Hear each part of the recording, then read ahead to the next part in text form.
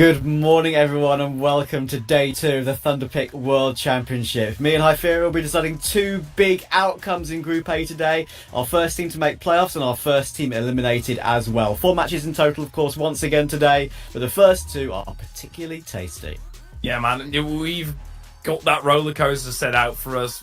There's going to be a team that's going to be jubilating and managing to celebrate their victory, whereas the other team, even when they win, they've still got another matchup to fight through. So it's definitely that we're in the trenches right now, and there's a whole lot to be gained. And let's have a look at that group as well to make sure that we know who we're going to be watching, because you say banger matchups and now you realize, oh damn, he's very much correct. We've got Cloud9 and Virtus.pro, but that's a little bit later in the day. We're starting us off with sad faces on one of the sides of Fnatic or NIP, and the winner, well, they're going to have to duke it out against the loser of Cloud9 and Virtus.pro. So you're definitely not out of the woods just yet, but I feel like both teams, they had a good look. Both of them took a map yesterday, but ended up falling short. Yeah, well, close matches, and actually very close matches in most of the games between this group. And as you can see, like, it wasn't just map score, it was pretty much game score as well. Yeah, it's been fascinating to see how it's all played out in this tournament so far. I've been keeping my beady eye on it, and of course Fnatic and NIP will start off first this morning. Two of the most legendary names in CS and esports will do battle once again, but it's not the Swedish derby of old, of course, but it should still be a close game like we saw in I think the Rubek Cup, of course, the other day. So nice to see a rematch so quickly. I believe we can have a look at the main bracket, of course, as well, where you see all the teams involved in this. And I think what I love about this tournament is that we've got some North American teams involved as well, which is like not something we really see too much. Here is the group stage coming in now. As you can see, Wildcard, of course, they've been struggling a little bit, but that's to be expected. They are the sort of the very much the rookies of this entire tournament compared to everyone else. But yeah, you got the likes of Nouns, M80, Complexity, of course, who is amazingly well at Sydney, so they're certainly on merit. But yeah, I can't wait to see how it all plays out and who we actually get in playoffs in the end. Mate, so every day we have to do predictions. If you haven't seen it, make sure to check out the Thunderpick Twitter. I don't know whether you've seen, but how much of ridiculous man am I to go wildcard over Soul here today? I think you are pretty ridiculous. I'll give you that, but okay. It's their one winnable game, I think. So you're not a mile away. I'll give you that one. But yeah, I still think Saw have too much experience in sort of tier 2 and even the fringes of tier 1 in EU for wildcard to really do much today. But anyway, let's have a look at the rosters that we're going to be watching. Of course, let's start off with Fnatic, and this is a roster that, of course, is going to be pretty different, of course, than we remember from the old days. Not my favourite of Fnatic editions, I will say, but my British heart, following Mezzy, will always be a lover of Fnatic. And they're hot and cold. They do blow hot and cold every now and then. Like, there are some great results, but there are also some rough ones. I would say today, I don't know whether they're going to be how they're going to play out against NIP today, purely because they lost against them the other day. And literally every single one of the talents went for Fnatic, but as you say, they are hot and cold and a little bit too much, since in the first 2 maps yesterday, Cringe really didn't show up. He had a great play to close out the second map for Fnatic. Yep. Dexter also not necessarily putting up the numbers, and then you very much look at Mezzy, who saved them so many times in those first 2 maps, but then in the third map he came up lacking form. So they really need to fire at all cylinders at the same time, and there's so many teams that have that issue. There's a lot of positive signs, though, for this team, but likewise for their opposition as well. Let's go on to the roster of NIP. There's a lot of positive signs, but there is also a lot of players that are perhaps a bit new to this lineup. Obviously, S-Attack not new, but you've, of course, have that change going through. They literally announced like half an hour ago that Brolin was going to be moved out as well, so Maxter is going to have a tad bit more of a longer stay, where he's making a massive jump, because the only other team that he's been on is Young Ninjas, who are duking out into the tier 2, tier 3 scene. So for him to make that step up, he had a 0.9 rating yesterday. I'd say that's fair enough. That's a decent start. Yeah, I mean, as you say, like, NIP have been seemingly in a limbo period for quite a long time at this point. And Threat, of course, who's now back involved with NIP as general manager, he does say an IGL is coming. And now, of course, as you say, literally half an hour ago, The news that Brolin has been officially benched from NIP has come through. With Maxter playing, you have to assume that IGL will be put in Maxter's place. But he's been doing okay, as you say, really not too bad. And in that game against Fnatic in the Rubek Cup match, he was absolutely superb.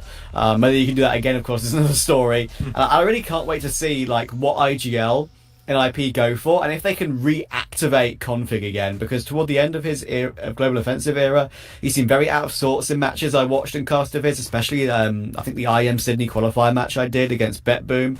That one was... it looked like he was on the way out of his mentality in that game. It was very rough. But yeah, I think it's going to be very fascinating to see how it goes, considering they played so recently, of course, just those 2 days ago. Lots of people will probably be surprised that all of our talent, of course, all picked Fnatic, considering that result from the other day. But I just think that Fnatic will learn, especially from that last map, which NIP kind of crushed them on.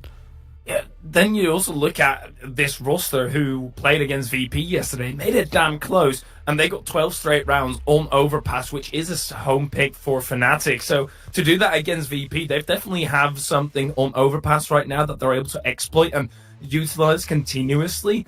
But then in the later 2 matches of the best of 3, you still need to close it out, and they had 2 different players on 3 frags by the end of the game. Esatag on Ancient, and then Convict 3 frags over the entirety of Inferno, that they still made a damn close game. It was 10-13 at the end of it. So if he is able to step up, there's definitely chances here for NIP. But let's look at the veto and see whether we're going to run through those same maps or whether we're having anything different. I don't think there's any surprise here at all.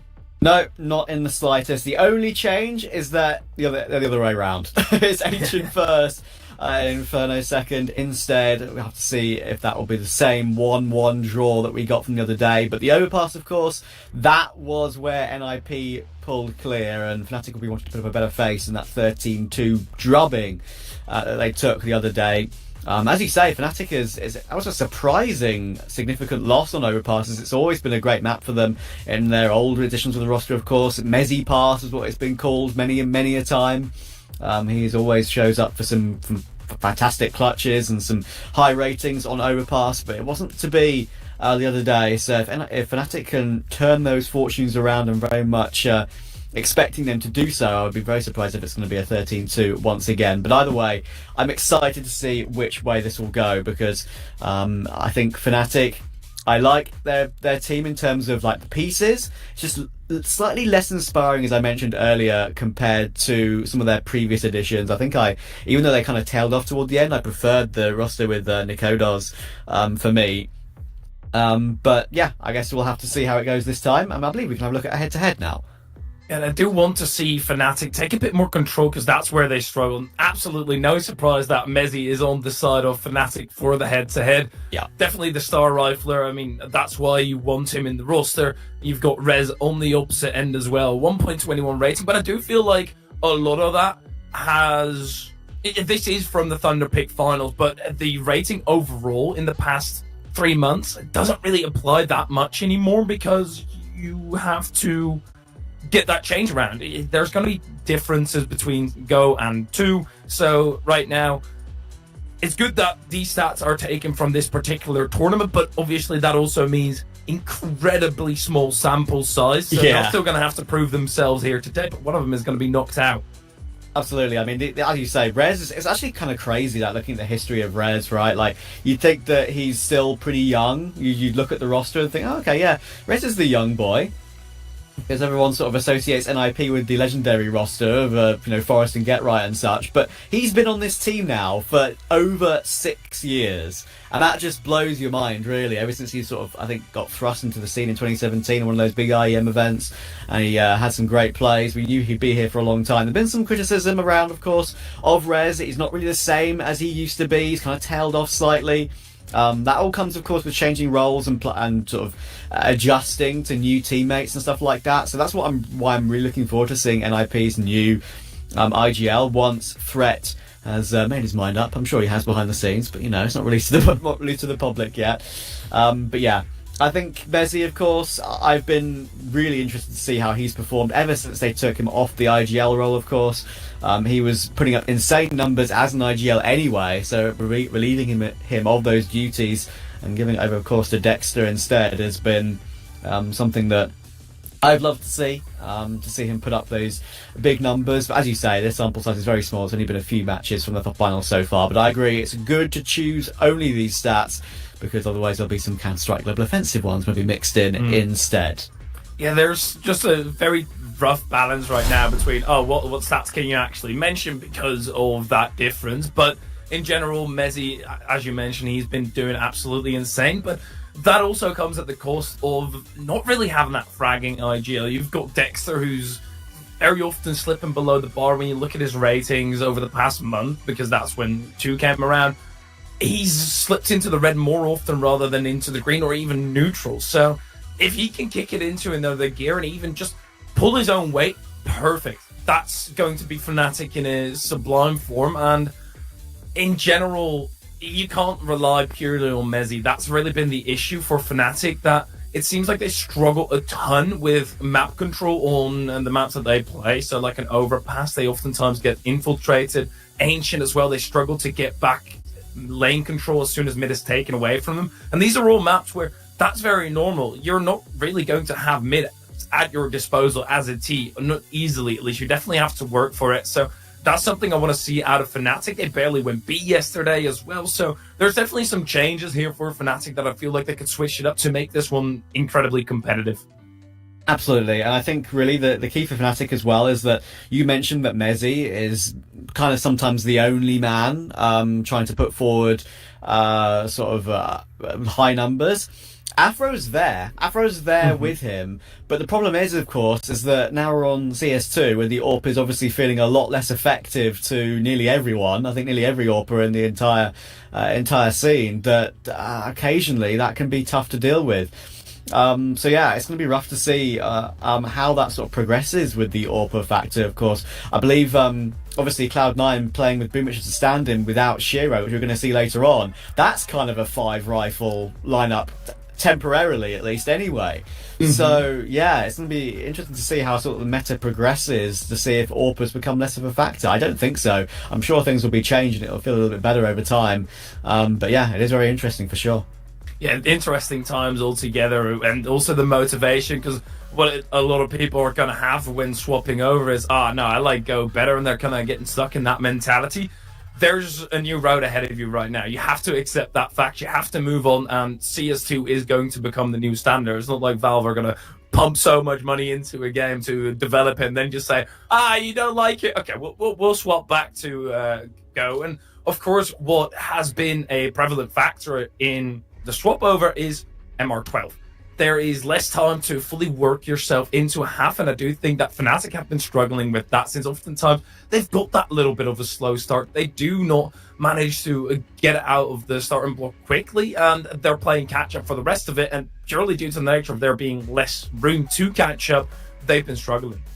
Yeah, and I think that can be a factor for a lot of teams in general, and I think there's a few that I've sort of kept my eye on coming up from tier 2. I think Spirit is an obvious one, with of course the main man Donk. I think LFO, the ex-Heat boys have been superb as well. Every time I've sort of watched them, they've been sort of on the level that you'd expect for a team coming up from sort of tier 2 to compete. And of course they've actually made a LAN, LFO, for ESL Challenger Yongshipping, so a big result for them to get to a LAN so early on in CS2 cycle. But yeah, I believe we've got 1 or 2 players missing from the server, so hopefully we won't be waffling for too long, guys. We'll get into the game very soon. But yeah, I mean, if you were to have a quick glance at Fnatic's current run in CS2, you would say it would be poor. I mean, it's been so near and yet so far for them. And I think in the last 4 BO3s, they've all been 2-1 losses. I think they lost to Monty and Ensign Sydney, I believe.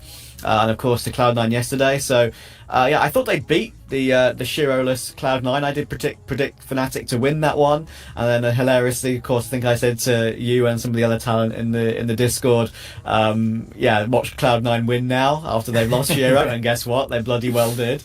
But yeah, it's going to be really interesting to see if Fnatic can turn around some of these close losses, because with so many 2-1s, it must be so frustrating. Oh yeah, definitely. One good thing that you can kind of hide behind is that they didn't necessarily need Shiro. They had Boomish and Perfecto step up on the AWP, so they're still a very prevalent AWP within that team, and I'm curious to see where it will go, because maybe it's the new meta. Maybe they do want to take that risk. I don't necessarily think so, but as you mentioned, we're just waiting for those final players to fully get onto the server. And talking about the AWPers in this specific matchup, Afro has been picking up a tad bit more than Headtrick on the NIP side, but then again, we have to go back to the fact of we don't have a big sample size in the new iteration, so anything that we say about them picking up the AWP more could change in this literal best of three. So that's definitely something to keep an eye out. But the AWPer being a bit more tough to manage, you do have to come up with different ways, and with NIP not having an IGL at the moment, you're going to struggle a bit more to come up with ways, perhaps. So you really need to sit together, take those tactical pauses, utilize your code for that, and get the strat book ready. I'm at least glad they brought Esatag back into the mix. I think it's long overdue that he actually gets more playing time on a roster. And yeah, of course, they have the issue with Maxter having to play instead. But as you say, recently he's really not been that bad for both the academy team and the stand-ins for the main team either. So yeah, it's going to be interesting. I think Headtrick is going to be one that I'm really interested to watch today, because there was quite a bit of criticism around him toward the end of Global Offensive, I think by some of the talent, that he just really wasn't aggressive enough. Headtrick has these insane YouTube compilations of insane flicks and highlights from Global Offensive, and of course from CS2 as well even. But we don't really see him put that forth in professional matches. Of course, very different pugging compared to Pro CS, we all know that. But the fact is that it's just a little bit too passive from him sometimes. If he can get into a position where he's battle AWPing, I think there was one clip that I had a chance to watch in one of their games the other day where he was close monster, close left side, and was just like quick scoping people as they came through, even though the trading spacing wasn't too bad. Like stuff like that. We know he can do it. It's just a question of whether he can keep the consistency up. And that's definitely something that has very much become a factor. Pika's advantage is more of the thing right now. So the need for that aggression, you see players continuously move side to side, trying to, even just a smidge of that Pika's advantage, catch them on the timing. So there's definitely need for that little bit of aggression or movement at least. So holding down an angle is going to be a whole lot tougher. And I look at this matchup personally as it's very possible that it's a 2-0 for either side. If I had known all talent went Fnatic, I definitely would have gone NIP there just to go against the curve. That's me for you. But I don't know whether you agree. Do you also think that this could be a 2-0 to either end? Honestly, yeah. I think it could genuinely go either way. I think the fact that the last game was so close, apart from map 3, of course, between these two, is that the fact that I think that it can go both ways. It just depends who shows up on the day. That's the sort of the case for a lot of these teams, especially online as well, right? Like it can be the case where a lot of these teams sort of, it depends who is awake and ready to go, and that obviously does mean something when it's a 9 a.m. game. For a lot of these teams, of course, they won't necessarily be prepared for 9 a.m. matches. Thankfully, they're all professionals, so they'll get it sorted. Reminder, of course, we're waiting for one player to be ready, and we should be starting in a few moments' time. So we're actually ready right now. Let's get into the game. Finally, we're going to get off your screens, and we're going to see the match in front of you. This is what we all want, of course, Hyperia. Let's get into it. I'm excited. Yeah, and I want to see Fnatic add a little bit of spice, because I think yesterday if I had to describe them in the dish, they were like a curry that didn't really have a standout flavour, right? They were just all kind of add it to the pot and yeah, okay, mix and mash, and that's it. But you know, you want that particular standout. You want somebody to really capture the taste. This is NIP's pick. Fnatic. They love to have some lane pressure. Not going for it in the pistol though. Definitely watch Mezzy, by the way. He's had some amazing CT pistol rounds. Very true. Afro is burning behind the default pillar, so he's under quite a bit of pressure there, but he still holds the angle. He's so low, but he's still going to get 3 kills. Oh, Afro, can you believe it? How NIP haven't been able to trade him is unreal, but that's what happens in pistol rounds sometimes. The instant headshots. Afro makes it look as clean as anything. Dexter with his P2000 will find Headtrick, and Esatag must be wondering how on earth they haven't managed to get a bomb plant at least. Oh, mainly due to the new mechanic.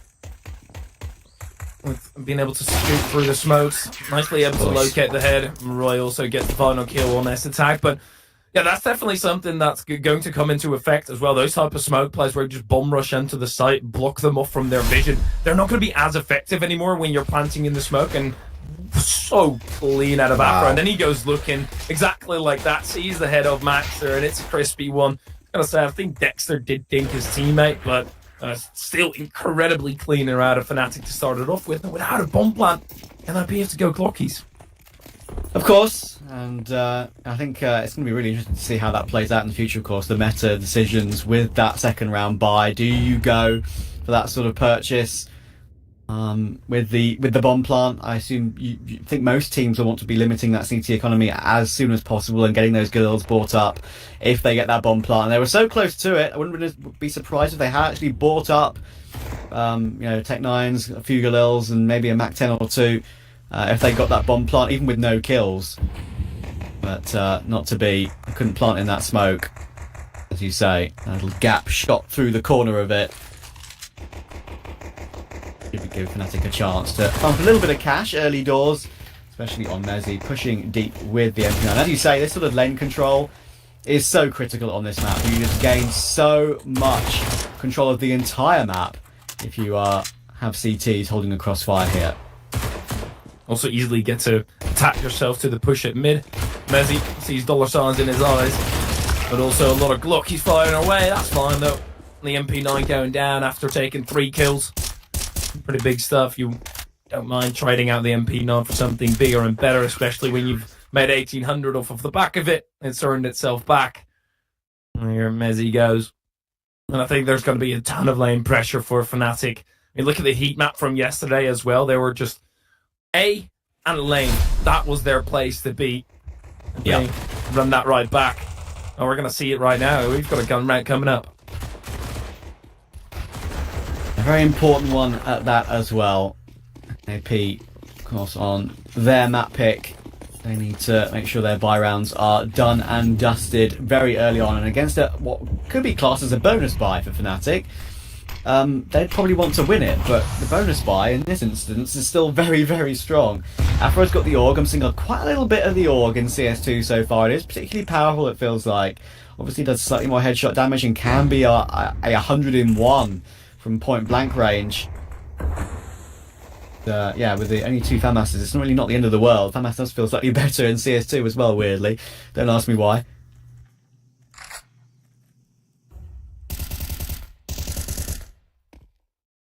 Just the earlier doors. I'm just spraying through NIP, clearing out.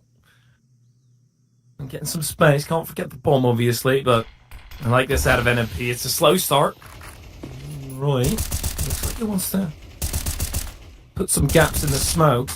It's a bit too late for it. They've already crossed, and now NIP, they're the ones holding all the cards. They've got all the map control, and Fnatic just have to idly sit by and watch NIP engage with them on the site. But for Fnatic, the issues yesterday definitely weren't on the CT side. That's where they were able to put up a 6-6 scoreline. Curious to see whether they're going to be able to push anything, pull anything off, as they do go for some return aggression. Crims being held. Messi does find a kill on Rezu, was also showing some aggression and doing it at the same time. Just convolutes the pipelines of information as Roy gets another. Dexter gets iced out. Messi peeks again. This is so lovely out of Fnatic. Can't believe that little bait set up for Fnatic and now actually worked out for a kill for Mezzi. He was low, of course. Hetrick needs to take the initiative here. He has to go in, but he's a little bit too slow. Actually, I believe he got tagged through that smoke by Crims, which slowed him down on that swing. So, kind of unfortunate there, actually, for Hetrick. He could have maybe got that kill, stayed alive, maybe played himself into a clutch situation, but not to be. Fnatic is starting off really well. Here's that opening kill for Mezzi. Then he just hides in the corner. And as soon as Maxter takes down his teammate Dexter, swings for the instant trade, even though he was 1 bullet from death himself. Well done for Fnatic. That's a perfect setup to play when you do have a player low. Even if it was the player low, he was being baited in, which is usually not the case. But worked out nicely. 3-0 starts, NIP down to Deagles. I love these cams as well. Pretty sure I saw a mug the size of a soup bowl for head tricks, and definitely something to keep an eye out outside of the game. Obviously, that's not going to change anything here. NIP, the ideal scenario is just doing damage.